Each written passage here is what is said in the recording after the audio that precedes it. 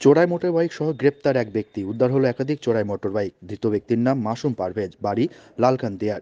14 দিনের পুলিশ হেফাজতে আবেদন জানিয়ে আজ তোলা হবে জঙ্গিপুর কোর্টে। উদ্ধার হয়েছে দুটি অ্যাপাচি আরটিআর মোটরসাইকেল এবং একটি সুপার স্প্লেন্ডার মোটরবাইক।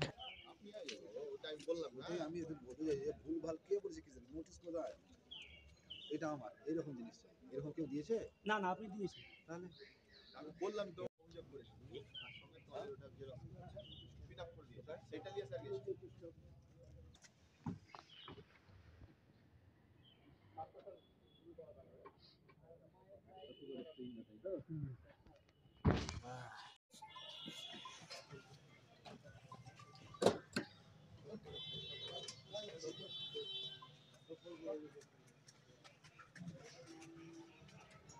একটা তুই কোন না যে কোনো একটা বল।